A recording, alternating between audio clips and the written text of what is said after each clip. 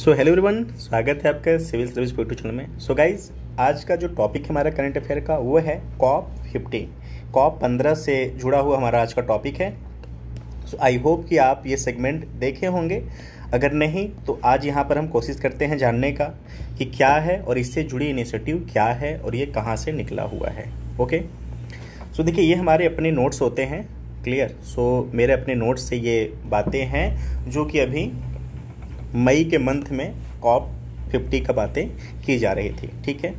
सो COP15 को जानने से पहले, COP15 से जानने को पहले इसकी जो बैकग्राउंड है उसको भी जान लेते हैं, क्योंकि क्वेश्चंस जब बनना होता है तो ज़रूरी नहीं है कि सिर्फ टॉपिक से ही आए, उससे जुड़ी जो भी इर्द गिर्द की संस्थाएं होती हैं या उसकी जो मदर संस्था होती है वहाँ से बातें आती हैं। ठीक है। सो आई होप कि इस वीडियो के बाद आपको कोई कन्फ्यूज़न नहीं होगा। सो स्टार्ट करते हैं। ठीक है। UNCCD United Nations conventions to combat desertifications. Okay, संयुक्त राष्ट्र मरुस्थलीकरण रोकथाम अभिसमय। ओके, संयुक्त राष्ट्र के अंतर्गत 3 रियो समझौता किया गया था, जिसमें से एक UNCCD है। क्लियर। जो रियो समझौता हुआ था वहाँ पे टोटल 3 समझौते हुए थे, जिसमें से एक है UNCCD, दूसरा है CBD और तीसरा है UNFCC। ओके, जो पहला है UNCCD, दूसरा है CBD और तीसरा है UNFCCC। ओके, सो इनका जो शुरुआत हुआ वह रियो समझौता पृथ्वी सम्मेलन से हुआ है। ठीक है। पृथ्वी जो समझौता हुआ था वहाँ से इनकी शुरुआत हुई है। क्लियर। जो CBD है, conventions on biological diversity. Okay, conventions on biological diversity, जैव विविधता पर समझौता। इसका जो मोटिव होता है वह जैव विविधता संरक्षण पे काम करता है। UNFCCC United Nations framework conventions on climate change. Okay, जलवायु परिवर्तन पर संयुक्त राष्ट्र फ्रेमवर्क समझौता है ये। क्लियर। जो UNCCD है, जो कि आज का टॉपिक है, एकमात्र अंतर्राष्ट्रीय समझौता है जो पर्यावरण एवं विकास के मुद्दों पर कानूनी रूप से बाध्यकारी है। क्लियर। मरुस्थलीकरण के चुनौती से निपटने के लिए अंतर्राष्ट्रीय प्रयासों के बारे में लोगों में जागरूकता हेतु इसका शुरुआत किया गया। तो जो भी अंतर्राष्ट्रीय पहल की जाती है मरुस्थलीकरण के संरक्षण के लिए, ठीक है, उसके अवेयरनेस के लिए इसकी शुरुआत की गई है। ठीक है, जो भी प्रयास होते हैं। ओके, 17 जून को विश्व मरुस्थलीकरण और सूखा रोकथाम दिवस मनाया जाता है। सो ये भी डेट आप प्लीज़ याद रखना कि 17 जून को विश्व मरुस्थलीकरण और सूखा रोकथाम दिवस मनाया जाता है। ठीक है। अब आते हैं COP पे, कॉन्फ्रेंस ऑफ पार्टीज। ठीक है, यह UNFCCC सम्मेलन का सर्वोच्च निकाय है। क्लियर। ओके, UNFCCC वायुमंडल में ग्रीन हाउस गैस के उत्सर्जन को नियंत्रित करना इसका मोटिव है। क्लियर। सो जो UNFCCC है, UNFCCC, इसका जो उद्देश्य है वह है कि वायुमंडल में जो ग्रीन हाउस गैसेस उत्सर्जित होती हैं उनको रोकना, उनको सीमित करना इसका उद्देश्य है। ठीक है।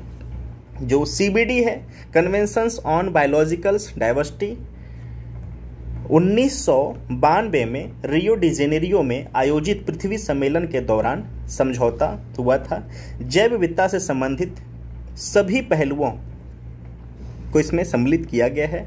जो CBD है उसमें 196 देश पक्षकार हैं, 168 हस्ताक्षरकर्ता हैं, जिसमें से भारत पक्षकार है CBD का। ठीक है। जो CBD है उसमें भारत का जो हिस्सेदारी है वह पक्षकार के रूप में हिस्सेदारी है। क्लियर। हाल ही में COP50 का 15वां सत्र कोटे डी आइवर के अबिदजान में संपन्न हुआ है। ये जगह प्लीज याद रखना, अबिदजान। ओके। UNCCD 1994 में अपनाया गया। 196 196 देश हैं और यूरोपीय संघ सहित 197 पक्षकार हैं। इंडिया इसका हस्ताक्षर करता है। क्लियर। देखिए ये भी पूछ सकता है कि पक्षकार किसमें है और हस्ताक्षरकर्ता किसका है, तो जो CBD है इसमें वह पक्षकार है, हस्ताक्षरकर्ता नहीं है, लेकिन जो UNCCD है इसमें इंडिया हस्ताक्षर करता है। ठीक है। COP50 का जो थीम है भूमि जीवन विरासत अभाव से समृद्धि की ओर, ये थीम प्लीज याद रखना, भूमि जीवन विरासत अभाव से समृद्धि की ओर। जो नई घोषणा की गई है COP50 में वो क्या है, अबिदजान आह्वान।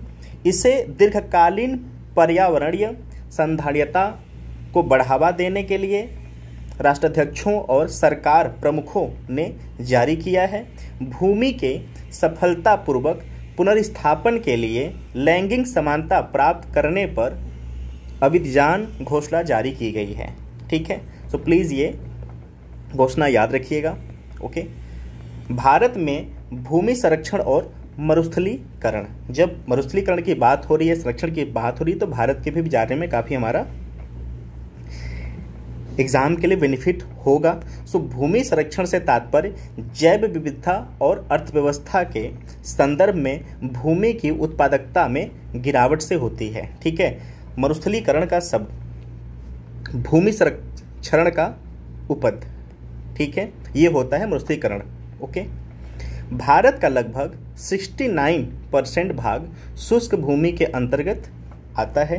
भारत के कुल भौगोलिक क्षेत्र के 328.7 मिलियन हेक्टेयर क्षेत्र में लगभग 98 मिलियन हेक्टेयर क्षेत्र यानी 30% वर्ष 2018-19 के दौरान भूमि क्षरण हुआ है। ठीक है। सो ये जो औसत है याद रखना कि जो भारत का कुल भौगोलिक क्षेत्र है, भौगोलिक क्षेत्र के 328.7 मिलियन हेक्टेयर क्षेत्र में से लगभग 98 मिलियन हेक्टेयर जो क्षेत्र है यानी टोटल का 30% वर्ष 2018-19 के दौरान भूमि क्षरण हुआ है। ठीक है। मरुस्थलीकरण यानी भूमि क्षरण से प्रभावित होने वाले जो क्षेत्र हैं वो लगभग 23.79% 2018-19 के आंकड़ों के अनुसार। और इसमें जो राज्य हैं उनका क्रम क्या है, राजस्थान पहले नंबर पे है भूमि क्षरण में, फिर महाराष्ट्र, गुजरात, कर्नाटक और यूटी का ये जो भाग है, Ladakh, Jharkhand, Orissa, Madhya Pradesh, Telangana. Okay. So guys I hope कि आपको ये सेगमेंट समझ में आया होगा। ठीक है। और पर्यावरण और विकास पर संयुक्त राष्ट्र सम्मेलन जिसको हम UNCED कहते हैं, जिसको हम पृथ्वी सम्मेलन भी कहते हैं, ये 1992 में ऑर्गेनाइज किया गया था ब्राज़ील के रियो डी जेनेरियो में। ओके। और इससे 3 संस्थाएं बाहर निकली थीं। पहला है UNFCCC जो कि जलवायु परिवर्तन पे कार्य करता है, दूसरा है CBD जो कि जैव विविधता पे काम करता है, और UNCCD है जो कि सतत विकास के ऊपर काम करता है। सो हमने COP50 जान लिया, UNCCD जान लिया, CBD जान लिया और UNFCCC भी जान लिया। सो आई होप कि आपको ये वीडियो एग्ज़ाम के रिलेवेंट लगे होंगे। अगर आपको बेनिफिशियल लगे होंगे तो प्लीज़ छोटा सा note banana. Thank you so much for watching.